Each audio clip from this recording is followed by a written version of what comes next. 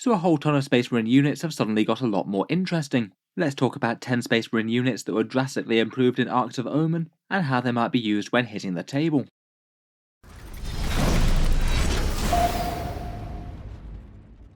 Hello and welcome back to Auspex Tactics, where today we're talking Space Marines once more, and today I thought we'd talk through a bunch of their most improved units.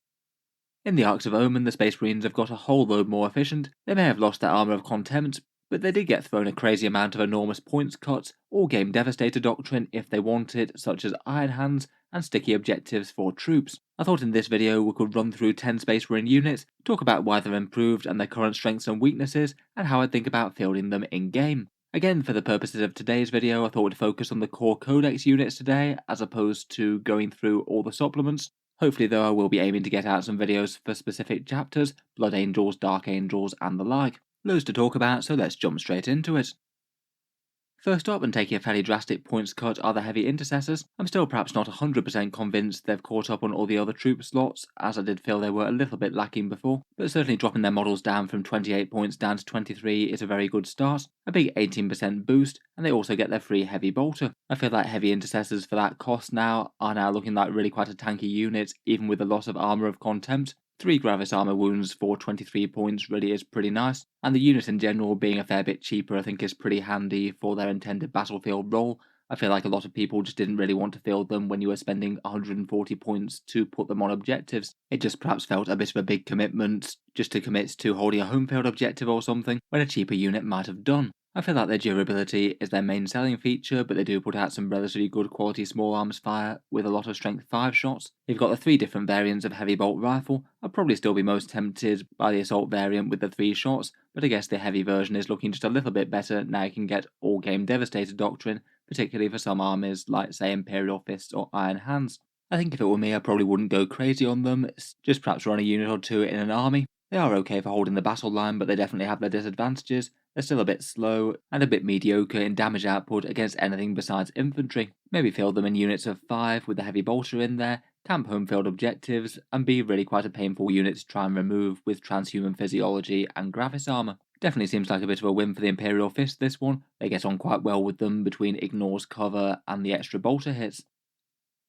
Moving on, we've perhaps got one of the more intimidating units of the whole update, with the Plasma Inceptors. They dropped pretty crazily in cost, 60 points before with the plasma guns, now down to 40 points, a massive 33% drop, and pretty much directly outclassing the bolter version now. As for why they're fairly feared, it's mainly just due to their crazy damage output. Each of those plasma exterminators puts out D3 shots with plasma overcharge if you want it for strength 8, AP 3 and damage 2, and they also have the blast keyword, meaning that if you take aim at a unit with 6 or more models in it, they all get 3 shots, so a big unit of 6 could be pumping out 36 plasma shots and just hoovering big units off the board. On top of that, they're fairly easy to deliver to actually get that damage off. They could just be jumping out from behind terrain or deep strike if they need to. If it were me, I'd certainly want to have a captain on a standby though for some reroll ones to hit, otherwise they are going to be blowing themselves up with their overcharge rolls. You'd have to just not overcharge or accept that you're losing about half the squad each time that you do. They do have their weaknesses, and really not all that tough now that Armour of Contempt is gone for 40 points, and even with their good damage output, they still will struggle with the hardest targets. Anything that's toughness 8 or has -1 damage will be a bit more of a pain for them to remove,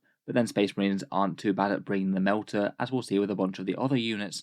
I think if I were running them, I'd be tempted to buy a couple of units of them at least, and then that'd justify you buying a captain to support them both. I feel like they could be pretty flexible, jumping around with 3 to 6 of them with plasma, depending on how much support. And in terms of strong chapters for them, the Dark Angels are pretty awesome with that Weapons of the Dark Age stratagem for a big damage 3 plasma punch, and the White Scars also get on with them very nicely as well. Being able to advance and shoot those weapons for no penalty helps a lot. Next up, we've got the Sternguard veterans. These guys are now 20 points per model and have access to about the biggest free war gear handout out of just about anything in the codex. In a 5-man squad, you could take 2 multi-melters, a power fist, and 3 combi melters all for free. These guys just become a spectacularly good close-range tank busting squad, perhaps particularly good if you've got a chapter that can ignore the penalty for moving and shooting with heavy weapons, things like Ultramarines or Iron Hands perhaps. If they can get all that melter into a vehicle at reasonably close range, they're going to be doing very nicely. And on top of that, their durability and combat abilities both aren't utterly terrible. Being veterans, they do have more attacks than most Firstborn and pack a power fist, and even compared with basic battle line troops now, they're only a couple of points more. Perhaps the biggest weakness is that they do have a short range and aren't that fast without support, They might need a delivery mechanism, either a drop pod, strategic reserve, or maybe a rhino or something. As for how I'd field them, I think I would just use them in units of 5 with 2 multi-melters and the combi melters probably. You could maybe swap out the combi melters for plasmas perhaps. You could also use them in a more flamer variant if you wanted with salamanders, if you did feel like you had enough anti-tank and you needed to stack some anti-infantry saves. Again, plenty of good chapters for them again. They are pretty standout with the salamanders with all that melter. Iron Hands is great for the multi-melters, as are Ultramarines, and Raven Guard could be handy for delivering them from deep strike. Moving on, we've got the Hammer Terminators, and the Terminator Assault Squad I think was another unit that perhaps came out one of the best out of all these changes. They remain at the 33 points per model that you'd usually pay for Lightning Claws, but now the Thunder Hammers and Storm Shields are free when they were previously 43 points. It's a pretty enormous 23% points drop, and that also comes off the back of them not actually losing Armour of Contempt, unlike a lot of the codex. The Storm Shields never had it, and they're already very good durability with a 2+ save and a +1 to that, never mind the invul. I feel like perhaps out of the entire Space Marine Codex, these guys are perhaps one of the best choices for maintaining a durable battle line, when quite a lot of the Codex, with all of its overloaded war gear now, is quite good at hiding, then jumping out and inflicting mass damage. They are a bit slow, so are perhaps going to be a bit more reactive as opposed to proactively forcing the enemy to be in combat, but when they get there they certainly pack a lot of might. They've got a bunch of damage 3 attacks with those Thunder Hammers, plus the option for a +1 to hit for 1 command point. Again, perhaps a unit that I think you could use pretty flexibly. You could build really big squads if you desired, quite a nice unit to support with characters such as rerolls from Chapter Masters, an Apothecary for healing and revivals, or maybe the Rights of War Warlord trait for some objectives secured. I feel like there perhaps isn't all that much contest for the best chapter to field these Terminators in. I think the Dark Angels win that fairly handily with their permanent transhuman physiology, plus a whole bunch of Deathwing specific buffs, and their unique datasheet can mean that you're fielding mainly Thunderhammer and Storm Shield Terminators, but sprinkle in a Cyclone missile launcher or two. I feel like most chapters work pretty well with them though, just on the raw strength of the datasheet, and most can add their own important things. White Scars give them a bit more threat range, Black Templars could give them those Relic Bearers for more toughness, Space Wolves again get their own datasheet where they can mix in some Cyclone missile launchers, plus they have a whole bunch of melee power. Next up, we've got a bit of fast attack. I feel like both attack bikes and land speeders have come out of these changes fairly well. I'd say the two were at least reasonably well balanced before, both really quite fast and expendable threats that you could put onto objectives and things, and also deal out some surprisingly heavy firepower as well. The attack bike's multi-melter is now free, so it's 50 points, down from 60, and perhaps out of the land speeder variants, the Tornado might be one of my favourite ways to go now. Multi-melter and assault cannon for 70 points, that's 15 points less than it was before. Solid points drops there, so a lot more damage efficiency for the cost. They're very fast moving, and I feel like there's a few advantages for taking either one or the other. The land speeder's got fly and is perhaps a bit more durable for the points, and the attack bike gets core on the bike keyword. It can be buffed a fair bit more than the land speeders can. I'd say now just as much as ever they are still fairly easy to kill. Things like auto cannons or anti-tank weapons will go through them really quite quickly, and small arms can still do a little bit of work against them. Perhaps not really optimal for mainline damage dealers, but pretty good for nipping around the sides, catching up with enemy units, and dealing damage to things that you might otherwise struggle to reach. For that reason, I generally typically want to field them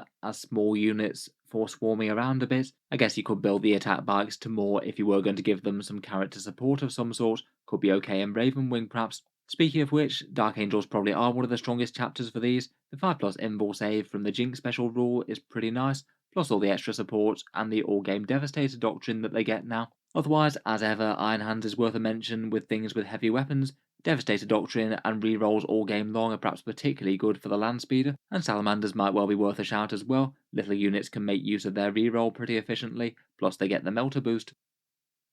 Moving on to a bit more Gravis armour, next we have the Aggressors, 30 points per model, a massive 15-point drop if you were taking the bolter load out, basically 33% more efficient. This is quite a serious points cut to a unit that wasn't absolutely terrible already. A fair few chapters were finding some use for them, but now they feel like they might be right at the fore of the army selections, as opposed to perhaps a slightly more niche unit. For their strengths, they do have very solid close-range anti-infantry fire, whether you take the bolters or the flamers, then a fair bit of good general-purpose melee with damage to power fists, particularly good for killing light vehicles and elite infantry. I'd say the durability is kind of so-so with the Gravis armor wounds at 30 points. Not terrible, though probably not entirely standout either, having lost Armor of Contempt. For downsides, they're kind of slow moving, and they will struggle against the heaviest targets. Things like toughness 8 or -1 damage will generally give them a bit of a pause. I think I'd perhaps be most tempted to field units of Aggressors in 5 model squads with the Bolters, unless you're playing Salamanders, in which case I think it's Flamer time, and perhaps a unit or two of them could be a pretty reasonable choice for moving around with character support.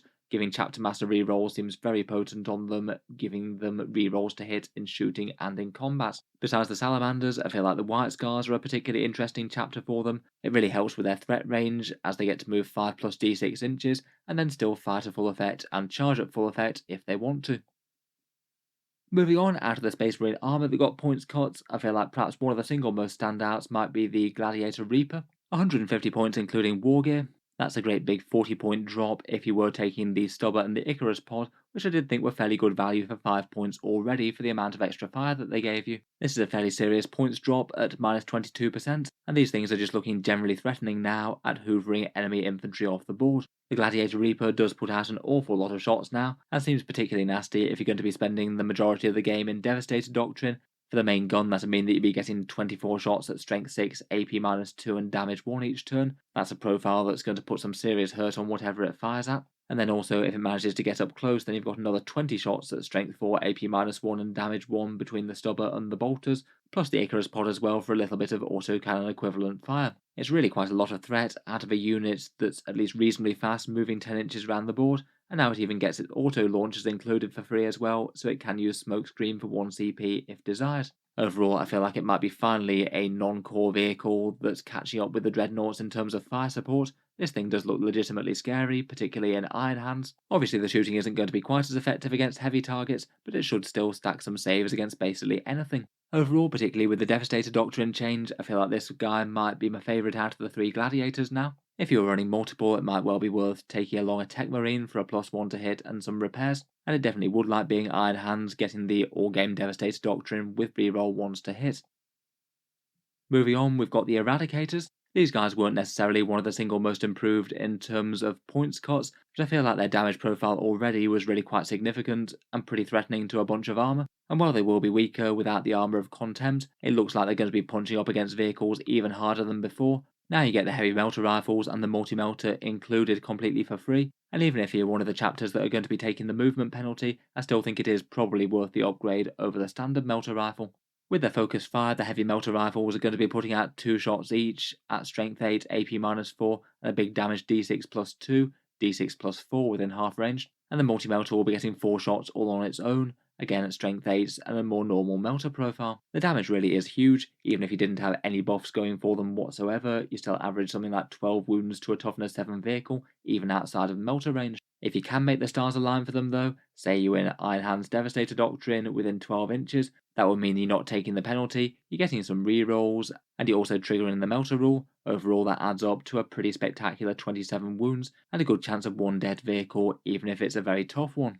I think they're also a unit that's benefited pretty nicely out of the strategic reserve changes as well. Popping up from the side of the board for free really is pretty good. With a 24-inch range, you've got a fairly decent chance of getting shots on something important. As for downsides, they generally are a little bit mono-focused. They're easier to kill for the cost now, they're slow-moving, weak in melee, and not particularly effective against light infantry or anything. They do get their focus job done pretty well though. I'd be tempted just to field them in 3-man squads, taking 2 heavy melter rifles and the multi-melter so you're not overkilling targets, and perhaps standout chapters for them are again the Iron Hands, Ultramarines for moving and shooting with those heavy weapons, and Salamanders being particularly nice for the extra bonus with melter fire. Sticking with the heavy support, the Firstborn Devastators are well worth a mention as well I think. 23 points including war gear now. The only thing that you have to pay for in the squad are the multi-melters, which now cost you 10 points rather than 20. It means that if you were taking a squad with las cannons and an Armorium Cherub, that's dropped a whopping 45 points down to 115, a big 30% drop there, which is pretty enormous. Grav cannons were perhaps played a fair bit more, but they've dropped decently as well. And if you did go very heavy on the multi-melters, then that's dropped a bit too. Not quite as much proportionately, but still 12%. The danger and threat of the squad has actually gone up even more than that though. Your sergeant also gets a free melee and combi weapon upgrade too, so he's going to be chipping in a bit more dangerous fire, and gives the squad just a little bit of a threat in melee if they happen to wind up there. Overall, I feel like their firepower went from kinda mediocre to really quite solid. Again, they're big winners out of the Devastator Doctrine change, AP -4 on your grav cannons and las cannons, plus gaining benefits of any chapters with Devastator Doctrines, Say for example the Iron Hands, who we've been talking about with just about every unit, though the Imperial Fists are pretty interesting as well, particularly for a tank busting squad with las cannons or something, getting extra damage against vehicles. In terms of weaknesses, they still remain at least fairly fragile for the cost without Armour of Contempt, though admittedly it's not the biggest loss for them as a lot of their points cost went down quite a bit, so even toughness wise it's not all loss. Overall I feel like Devastators are perhaps a unit that really can be fielded one way or another now. I'd be kind of tempted to upgrade at least one of them to a multi-melter, as that means that you could focus the Cherub on getting double shots out of it, potentially getting even more fire out of a valuable weapon. And then besides that, it'd probably be either the las cannons or the grav cannons for me. With las cannons, you could certainly just use them as backfield fire support, a bit more of their actual traditional role. Though again, if you're playing the Iron Hands, which we're talking about all the time it seems, you could just be piling a bunch of multi-melters or grav cannons into a drop pod and getting some great lines of sight. Besides them though, certainly decent with plenty of other chapters. Ultramarines for moving and shooting and tactical doctrine are quite nice, Imperial Fists for the extra damage against vehicles, and Salamanders as usual for melter weapons. Finally, rather than talk about one last unit, I thought we'd just very briefly talk about a whole bunch of others that might have featured on the list. Tactical Marines I feel have gained leaps and bounds on their Primaris counterparts. Again, they get a multi-melter in the units, plus a Sergeant power weapon and combi weapon. All that gear might well be worth trading out your Intercessors and their transhuman for. I think Scouts are looking genuinely quite interesting. 60 points for a sniper squad with a missile launcher brings a fair bit of threat, and they're pretty cheap expendable units to be starting on midfield objectives, getting to work on securing points and doing actions. We'll definitely still have competition with the Phobos troops, but they've certainly gained a lot more of a buff from this update than they have. The Firestrike servo turret with las talons went down from 110 to 80 points. This thing went from being massively underwhelming to actually kind of threatening. It does hit on 2s and you can move and shoot it for no penalty because it's a vehicle. Potentially this could be an interesting unit to have come in from the sides of the board perhaps, get in range and blaze away with a whole bunch of las cannon equivalent shots. I feel like it does have some positives and negatives compared with the Eradicators, which are perhaps the unit that it competes with most given the range. It's no longer laughably outclassed by them though, things are a lot more close. Repulsors of all flavours are both down 50 points, plus they get some free war gear included. I'd still say that when they're in direct competition with the Gladiators probably do still win out, though the gap is a lot closer than it was before once more.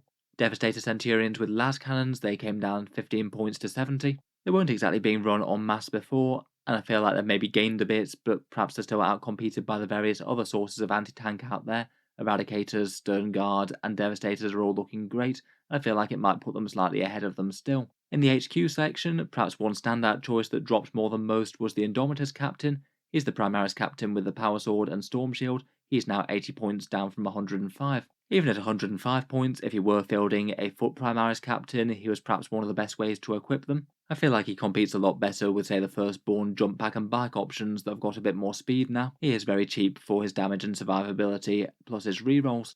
The Impulsor with a shield dome went down to 100 points from 125. Previously I did think that this thing was just a bit overcosted, but particularly with the free shield dome for the 5+ invul, it has gained in durability quite a bit respective to the other Space Marines, as invuls are very nice if you don't have the boosted armour. Getting a free stubber doesn't hurt as well. I guess maybe the question is more what to transport in it, maybe some troops or hellblasters or something, or maybe some blade guard. I feel like quite a lot of the points buffs did fall on the Gravis armour which can't go in it. Finally, I think it would be a bit unfair not to mention the Hammerfall drop bunker, dropping down all the way to 100 points, down 75. He got the single biggest points cut in the entire codex, though I think he probably needed it. I feel like these could genuinely be a fairly annoying threat to have sat in your deployment zone now. The damage output still isn't spectacular I think, even at 100 points, but depending on the battlefield and how much line of sight blocking terrain you get, he might well inflict enough damage to make himself worth it with the heavy bolters perhaps. It's perhaps a bit more a risk for certain tournament tables and things though, depending on whether or not you've actually got enough space to deploy it, what with that restriction to deploy greater than 3 inches away from terrain. So anyway, hope you've enjoyed a few thoughts as to the new Space Marine units, and roughly how I think about fielding them going forward. Let me know the things on this list that you'd be most keen to try out in your army after these Arks of Omen changes, or if there's anything else out of the vast amount of points drops that should have been on this list that wasn't. If you've enjoyed the video, then feel free to subscribe to Auspex Tactics, where I'll certainly keep the regular 40k videos coming. I'm sure we'll have plenty more for the Space Marines. I have been making a few updated unit reviews for some of the Space Marine units. If you'd like a more detailed look at Thunderhammer and Stormshield Terminators, then feel free to check out the link to that video, which will be in the video description.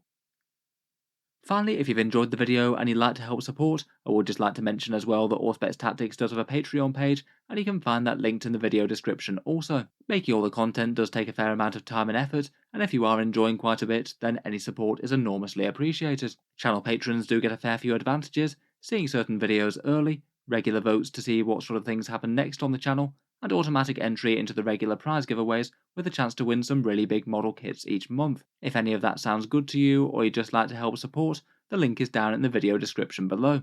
In any case, a massive thank you for listening, and I'll hope to see you guys next time.